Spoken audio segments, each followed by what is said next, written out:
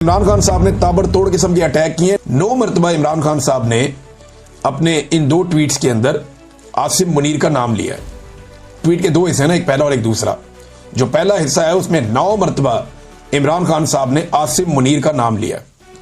अब पाकिस्तान तहरीक इंसाफ में जो एक सोच पैदा हो रही थी कि हम वफामत करेंगे, ये करेंगे, वो तो वाड़ दी इमरान खान ने। तहरीक इंसाफ की लीडरशिप कहाँ है? बाहर है। तहरीक इंसाफ की लीडरशिप कहाँ है? अपने घरों में। तहरीक इंसाफ की लीडरशिप कहाँ है? कोई असेंबलियों में, कोई सेनेट में। तहरीक इंसाफ की लीडरशिप कहाँ है? एक सूबे में उनकी हुकूमत है। तो वो इंजॉय करने के बावजूद वो डरे हुए हैं एस्टेब्लिशमेंट से और मफामत करना चाहते हैं। और एक आदमी जो जेल में है और बदतरीन जेल काट रहा है, रोजाना मार खा रहा है, ज़हनी और जिस्मानी टॉर्चर सह रहा है, और ये टॉर्चर ही है जिस तरह उसको रखा गया इस उम्र में इमरान खान साहब को। तो इन सारी चीजों के बावजूद, अपने खानदान को गिरफ्तार करवाने के बावजूद, बार बार बहनों की गिरफ्तारी होने के बावजूद, चादर और चार दीवारी का तकद्दुस बार बार पामाल होने के बावजूद, अपनी जान को खतरा होने के बावजूद वो आदमी डटा हुआ। वो कहता डील नहीं करनी इनके साथ ऐसी तैसी।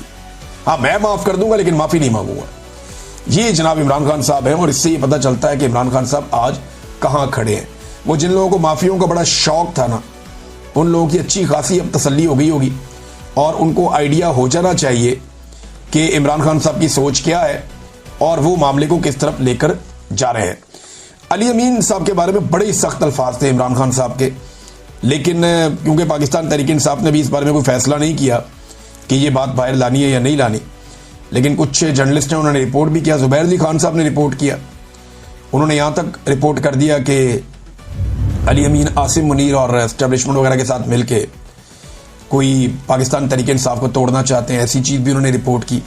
लेकिन मेरी इत्तला के मुताबिक काफ़ी सख्त बातें हैं जो अली अमीन के बारे में इमरान खान साहब ने कही, और ये कोशिश भी नहीं करते इमरान खान साहब को जाकर मिलने की। इन्हें डर है कि इमरान खान साहब पता नहीं इनके बारे में कोई बहुत सख्त फैसला कर लेंगे।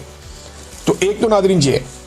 अच्छा, एक और आप ये देखें, एक बड़ी वायरल हो रही एक चीज़ कि नवाज शरीफ की और इमरान खान साहब की जेल में फ़र्क।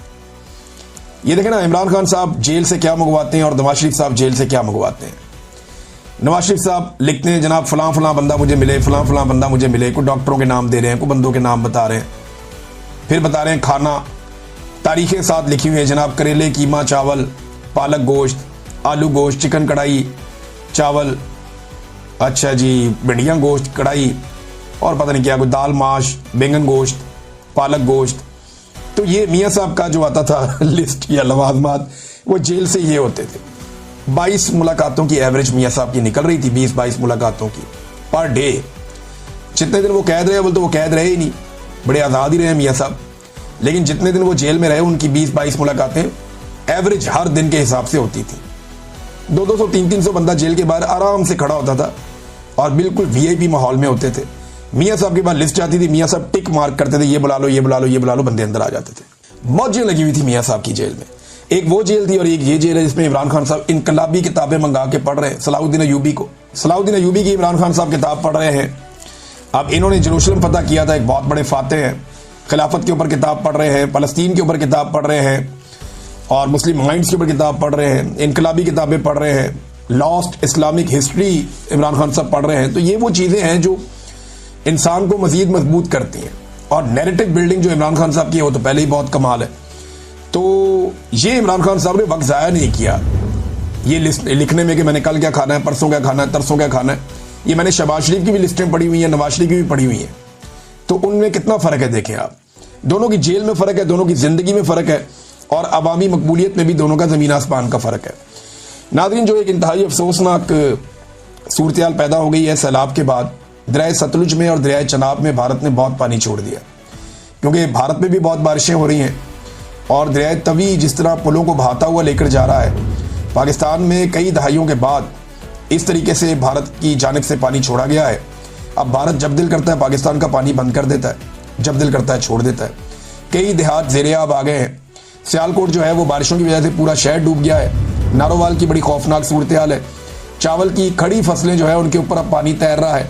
आबादियाँ जो है वो पानी में डूब चुकी हैं और किसानों का बहुत ज़्यादा नुकसान हो रहा है, बहुत ज़्यादा नुकसान हो रहा है। अब जितनी रेजिडेंशियल सोसाइटीज़ पानियों के रस्तों में बनाई गई थी, उनके अंदर पानी दाखिल होने का खतरा बहुत बढ़ गया है। लाहौर में अनाउंसमेंट की जा रही है, आज जब आप ये वीलॉग सुन रहे हैं तो आज शाम तक ये पानी क्रॉस करेगा लाहौर को और आगे जाएगा कसूर की जानिब।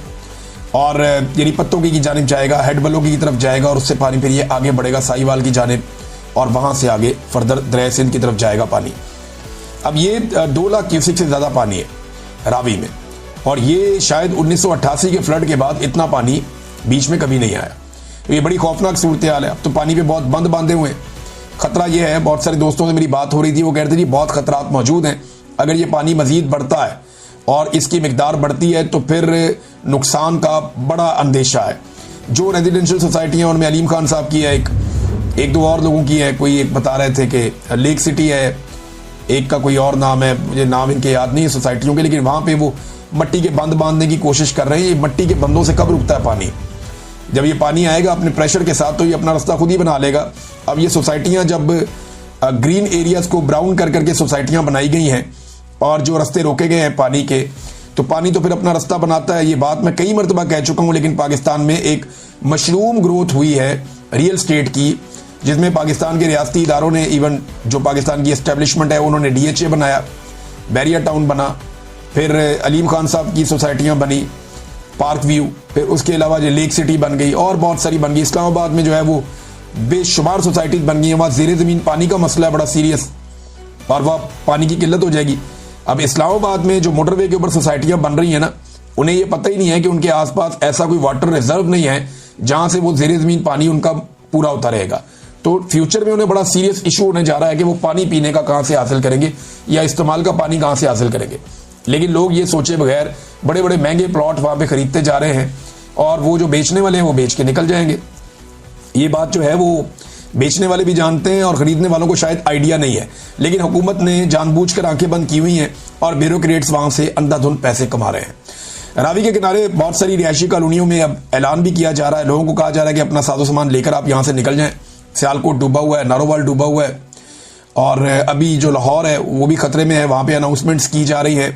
शादरा जो है उसके बारे में कहा जा रहा है कि वो भी खतरे में है, वहाँ पे पानी दाखिल हो सकता है, पहले भी हो चुका है पानी वहाँ पे दाखिल और ये एक बड़ा खतरा है। कसूर में कई देहात जो है वो ज़ेरे-आब आ गए हैं और लगातार पानी जो है सतलुज से आने वाला पानी, ये सतलुज और चनाब और रावी, ये 3 दरिया है, ये एक साथ मौजूद है। पहला दरिया सतलुज आता है बॉर्डर के करीब, उसके बाद एक दरिया रावी आता है और उसके बाद अगला दरिया चनाब है।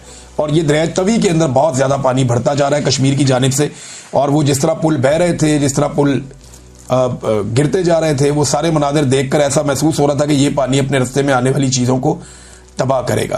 किसान पहले ही बहुत बुरी तरह तबाह हो गया, गंदम में उसको बहुत मार पड़ी है, अब अगर चावल में उसके साथ ये हो जाता है तो अगली फसल की तैयारी नहीं वो कर पाएगा।